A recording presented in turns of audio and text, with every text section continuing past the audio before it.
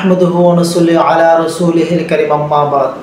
সম্মানিত সুধী, যাদের মনের ভিতরে ডর ভয় থাকে, সবসময় আতঙ্কের মধ্যে থাকে, চাই সে কোনো মানুষের প্রতি হোক, কোনো মানুষ তাকে আক্রমণ করবে বা হামলা করবে, অথবা কীট পতঙ্গ বাঘ ভাল্লুকের মাধ্যমে হোক, কিংবা জিন ভূতের ভয়ে সে আতঙ্কে থাকুক, যে তার মনের ভিতরে একটা ইতস্তত অর্থাৎ যে কোনো মুহূর্তে তাকে হামলা করবে, সেটা জিন ভূত হতে পারে বা অন্য কোনো প্রাণী হতে পারে।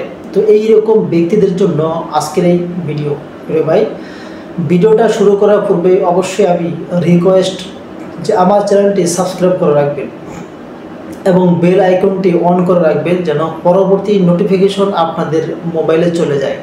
সম্মানিত সুধী, এইরকম কিসিমের কোনো ব্যক্তি হলে তাহলে ওই ব্যক্তির জন্য উচিত হলো সূরা আনফালের 11 নম্বর আয়াতে কারিমা, লিয়ারবিতা আলা কুলুবিকুম ওয়া ইসবিতা বিহিল আকদাম। এই আয়াতে কারিমা একটা টুকরা কাগজে লিখে মাদুলিতে বরবেন, অর্থাৎ তাবিজ আকারে সে গলায় এমনভাবে ইউজ করবেন, এমনভাবে রাখবেন যেন হৃৎপিণ্ড বরাবর হয়।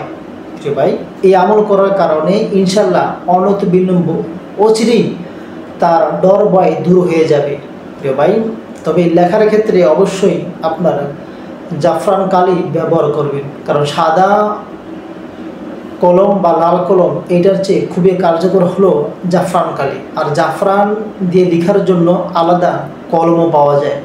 যে ভাই, যারা লিখতে জানেন তাদেরকে দিয়ে লিখবেন, আর আপনি যদি লিখতে না জানেন তাহলে আপনি লিখবেন না বা লেখার চেষ্টাও করবেন না, যেহেতু কোরআন কারীমের পবিত্র আয়াত, আর কোরআন কারীমের পবিত্র আয়াত অজু ছাড়া স্পর্শ করা যায় না, চাই যে কোনো বইতে বা কাগজে থাকুক।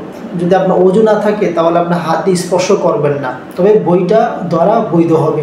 প্রিয় ভাই, যাই হোক, যাদের এইরকম সমস্যার মধ্যে আছেন অথবা আপনার পাড়াপড়শি বা বন্ধু দোস্ত হাবের মধ্যে থাকে, তাহলে তাকে এই আমলটা করার উদ্বুদ্ধ করবেন।